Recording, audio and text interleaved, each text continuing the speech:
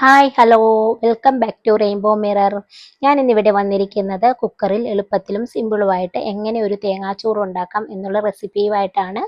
അപ്പോൾ നമുക്ക് വീഡിയോയിലേക്ക് പോവാം. ഞാനിവിടെ 250 ml കപ്പിന് 2 കപ്പ് അരിയാണ് എടുത്തേക്കുന്നത്. അതേ കപ്പിൽ 3/4 കപ്പ് തേങ്ങ ചിരകിയതും 1/2 ടീസ്പൂൺ വലിയ ജീരകവും 1/4 ടീസ്പൂൺ മഞ്ഞൾപ്പൊടിയും കുറച്ച് വെള്ളവും ചേർത്ത് മിക്സിയുടെ ജാറിൽ അരച്ചെടുക്കാം. എന്നിട്ട് ആ അരപ്പ് നമുക്ക് മാറ്റി വെക്കാം. അരിയുടെയും വെള്ളത്തിന്റെ അളവൊക്കെ ഞാൻ പോകെ പറയാട്ടോ.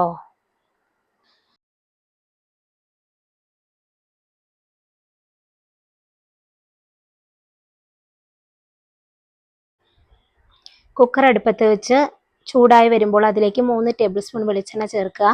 തേങ്ങാച്ചോറിനൊക്കെ വെളിച്ചെണ്ണ തന്നെ ചേർക്കുന്നതാണ് നല്ലത്. അത് എണ്ണ നല്ലതായി ചൂടായി വരുമ്പോൾ അതിലേക്ക് പട്ട, ഗ്രാമ്പൂ, ഏലക്ക, തക്കോലം എന്നിവ പൊട്ടിക്കുക. ഇതിന്റെ ഫ്ലേവർ ഇഷ്ടമില്ലാത്തവർക്ക് ഇത് സ്കിപ്പ് ചെയ്യാവുന്നതാണ്. അല്ലെങ്കിൽ നിങ്ങൾ അരപ്പ് നമ്മൾ അരക്കത്തില്ലേ, ആ കൂടെ 1/2 ടീസ്പൂണ് മസാലപ്പൊടിയില്ലേ, ഗരം മസാലപ്പൊടി ചേർത്ത് അരച്ചെടുത്താലും മതി.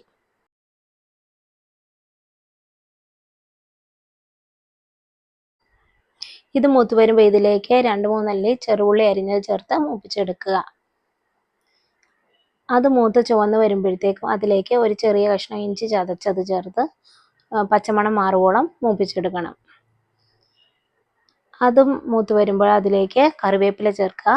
കറിവേപ്പില ചേർത്തതിന് ശേഷം 2 പച്ചമുളകും 1 മീഡിയം സൈസ് തക്കാളിയും ചേർത്ത് നല്ല രീതിയിൽ വഴറ്റിയെടുക്കുക.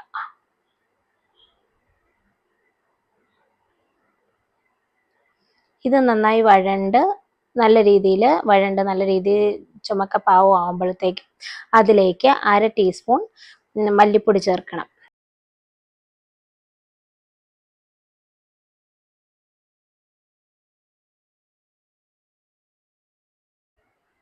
മല്ലിപ്പൊടി എണ്ണയിൽ കിടന്ന് മൂത്ത് അതിൻ്റെ പച്ചമണമൊക്കെ മാറി വരുമ്പോഴത്തേക്കും നമുക്ക് അരച്ചു വെച്ചേക്കുന്ന അരപ്പ് ചേർക്കാം.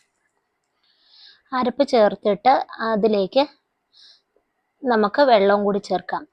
വെള്ളത്തിൻ്റെ അളവെന്ന് പറയുന്നത് നമ്മൾ 1 കപ്പ് അരിയാണ് എടുക്കുന്നെങ്കിൽ 2 കപ്പ് വെള്ളം, അങ്ങനെയാണ് അളവെടുക്കേണ്ടത് കുക്കറിൽ വെക്കുമ്പോൾ.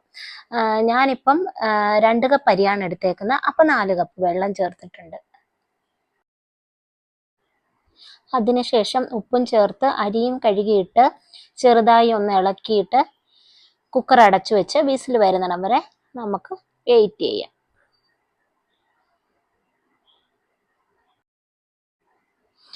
ആവി വന്നിട്ടുണ്ട്, അപ്പോഴേക്കും ഞാൻ വിസിലിട്ട് കൊടുത്തിട്ടുണ്ട്. ഞാനിവിടെ 1 വിസിലാണ് അടുപ്പിച്ചേക്കുന്നത്.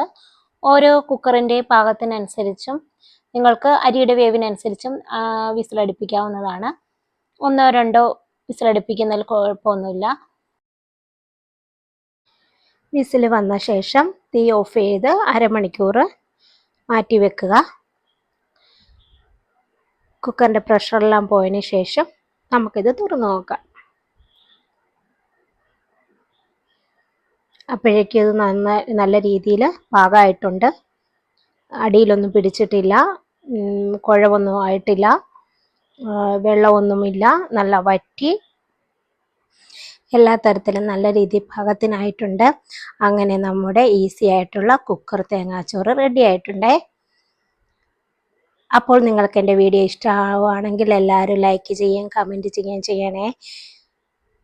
നിങ്ങൾക്ക് എൻ്റെ വീഡിയോ യൂസ്ഫുൾ ആവുകയാണെങ്കിൽ അത് മറ്റുള്ളവരിലേക്ക് ഷെയർ ചെയ്ത് കൊടുക്കാൻ മറക്കല്ലേ. ഒപ്പം സബ്സ്ക്രൈബ് ചെയ്യുകയും അതിൻ്റെ കൂടെയുള്ള ഓൾ എന്ന ഓപ്ഷൻ ക്ലിക്ക് ചെയ്യാനും മറക്കരുതേ. അപ്പോൾ മറ്റൊരു വീഡിയോ ആയിട്ട് കാണുമ്പോഴേക്കും ബായ്.